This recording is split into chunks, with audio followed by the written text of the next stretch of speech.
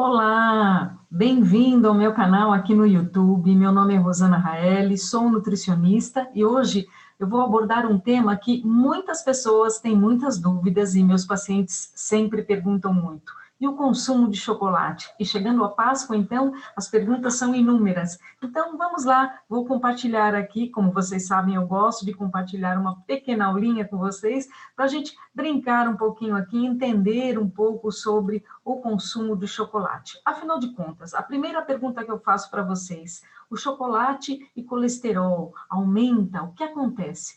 Mas antes de tudo, vamos entender um pouquinho de onde vem o chocolate. O chocolate é obtido da semente do cacaueiro proveniente principalmente de países aí da América do Sul, na costa oeste da África, né? Então nós temos o cacau, dentro do cacau, essas sementinhas, esses grãos, que eles são secados ao sol, são limpos, assados, formando os nibs de cacau, que nós damos o nome também. Não sei se vocês já viram, mas inclusive tem para vender os nibs de cacau, que eu vou falar daqui a pouquinho. Esses nibs de cacau, eles são triturados e formam uma pasta. Essa pasta é chamada pasta de cacau, massa de cacau, né? E dessa pasta extrai o que também damos o nome de manteiga de cacau, tudo vindo do cacau. Então, vamos entender, os grãos de cacau aqui, que são aquelas sementes maiores, então elas vão ser secas, vão ser descascadas e formam esses grãozinhos que vão depois se transformar em nibs de cacau, ok? E aí, o que que acontece? Por que é chamado de massa de cacau ou pasta de cacau? 50% da composição dessa sementinha, né, desse nibs de cacau, é manteiga de cacau, é gordura sim. E um detalhe, hein? É gordura saturada, mas calma, essa gordura não aumenta o colesterol, olha que interessante.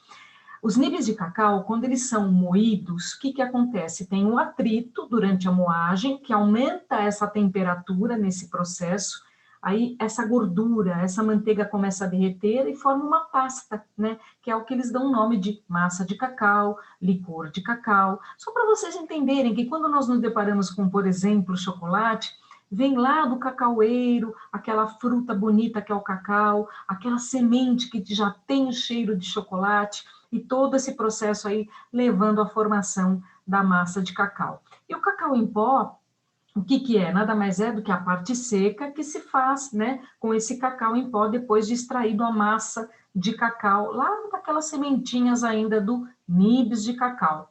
Esse cacau em pó também é uma estratégia para a vontade de doce, para a vontade de chocolate, e já vende em muitos lugares quando vocês observarem aí cacau em pó, ok? E aí os nibs de cacau, o que que é interessante, começa a parte nutricional aqui desse vídeo principalmente. Eles são ricos em minerais, em vitaminas, em flavonoides, que são antioxidantes, e aí é onde os estudos científicos cada vez mais estão sendo realizados, envolvendo a gordura do cacau, envolvendo os chocolates, né? E além do que, essa manteiga que nós chamamos, né, manteiga de cacau, é uma gordura, mas o interessante é que esta gordura, que tem um nome, né, bonito, de ácido graxo esteárico, por exemplo, que é a maior parte da gordura presente, inclusive, nas sementes do cacau, né, ela tem um efeito neutro sobre o colesterol alto, sobre a colesterolemia, por exemplo. Então, muitas pessoas às vezes falam, mas qual que é o problema do chocolate? O cuidado, gente, do chocolate é você consumir um chocolate com muito açúcar, que vai muito leite, ou seja, é completamente diferente quando nós falamos, nós nutricionistas, do consumo do chocolate amargo, principalmente acima de 50% de cacau. Esse ácido graxo esteárico, essa gordura com esse nome bonito, né? O que acontece é que lá no fígado ela sofre uma ação e é realmente, quando damos o nome de conversão, ela é convertida em um ácido graxo bonito, também o nome oleico, que é a mesma gordura, por exemplo, da onde? Do azeite, das azeitonas, do abacate, o ômega 9, que é uma gordura muito bem-vinda para a nossa saúde.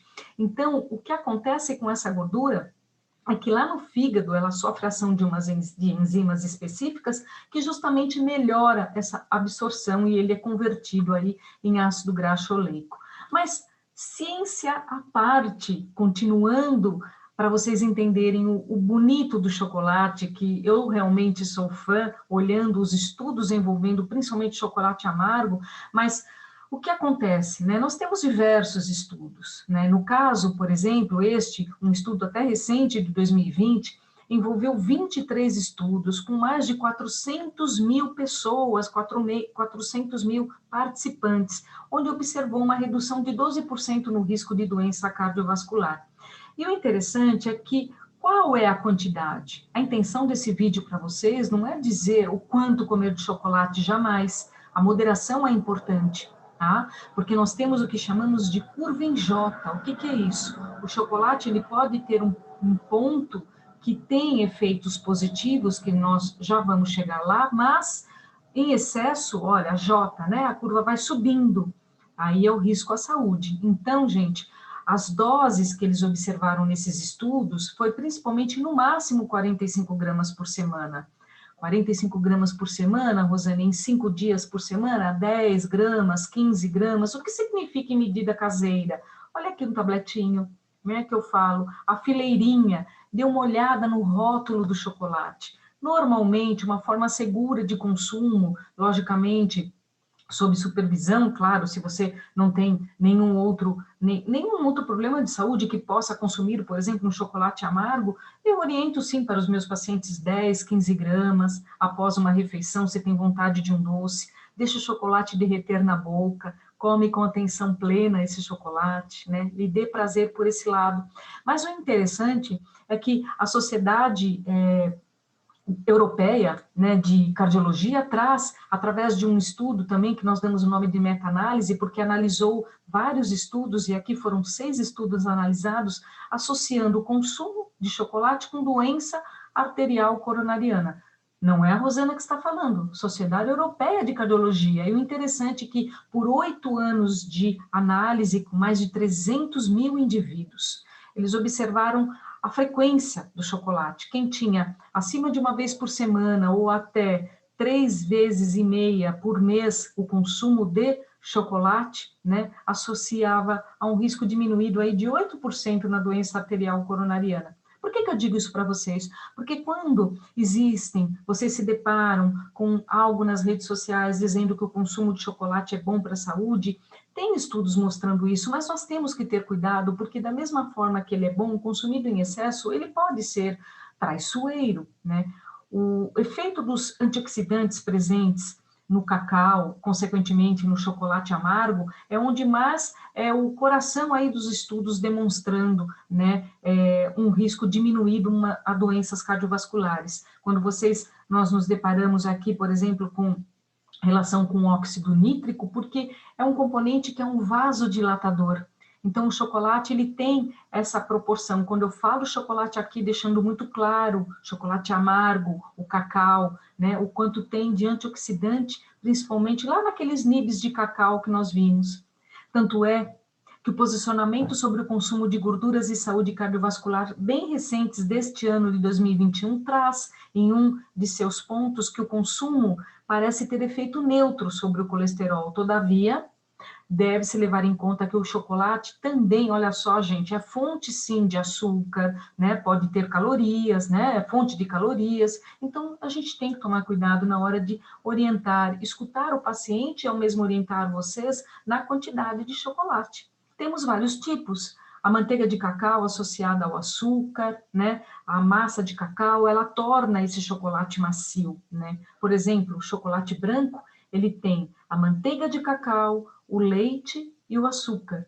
O chocolate ao leite, ele vai ter açúcar, vai ter leite, que normalmente é o leite integral, que é uma gordura que já não é tão boa para a saúde, o leite integral, né? A gordura do leite integral, a manteiga de cacau e a massa de cacau. E aí vem o chocolate amargo, né? Que onde tem um pouquinho de açúcar, mas a massa de cacau e a manteiga de cacau são os principais. Os mais escuros, normalmente, é onde tem, sim, a maior quantidade de massa de cacau, principalmente. E qual a dica que eu dou para vocês? Escolham, primeiramente, os chocolates com menos ingredientes, poucos ingredientes, né? Com maior teor de cacau, isso é importantíssimo aqui nesse vídeo. Eu estou dizendo que a recomendação, nós não temos uma recomendação coma tanto de chocolate, mas os trabalhos mostram 10, 15 gramas por dia, sob responsabilidade, né? Procure orientação de um nutricionista para até você ter mais segurança no momento de consumi-los, né? Mas o chocolate amargo é o mais estudado do ponto de vista da ciência para justamente ter essa associação com diminuição das doenças cardiovasculares, né? Então, menor teor de gordura, né? Justamente a gente vai ser difícil, porque a massa de cacau, ela é gordurosa. Então, de qualquer maneira, um chocolate acima de 50%, 60% de cacau, mesmo que tenha a gordura, lembrem-se, é uma gordura boa para o organismo, mas engorda de qualquer jeito. Então, tem que consumir com moderação. Então, mais uma dica aí para que não ultrapasse, sim, 10, 15 gramas por dia, por exemplo. E quanto mais escuro, melhor. Então, fique de olho, principalmente, se não leva gordura vegetal hidrogenada ao invés de manteiga de cacau no seu chocolate, que a gordura vegetal hidrogenada é, sim, uma gordura de risco à saúde, ok? Quanto às calorias, a ideia aqui para vocês é só para ter uma ideia da quantidade calórica. Um pãozinho francês, em média, aí 120 calorias.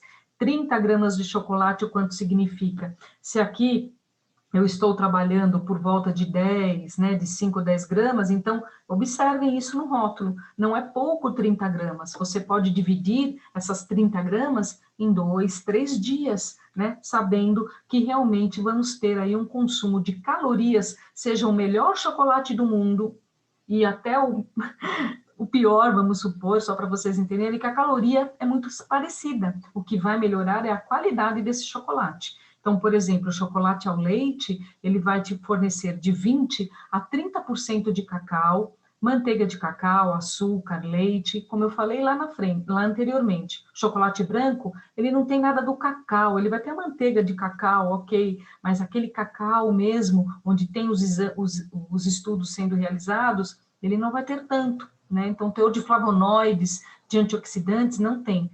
Em contrapartida, no chocolate amargo, realmente já vai ter, e no mínimo, acima de 50%, 60% para cima é melhor. Não é fácil consumir um chocolate 100% cacau, não sei se vocês já experimentaram, ele é bem forte, mas é excelente para a saúde, do ponto de vista principalmente de estudos envolvendo doença cardiovascular. Qual chocolate consumir? Amargo, meio amargo, acima de 50%, 60%. Quanto consumir? Com moderação. Procure orientação do profissional nutricionista, mas os estudos normalmente demonstram aí em torno de 10 a 15 gramas, ok?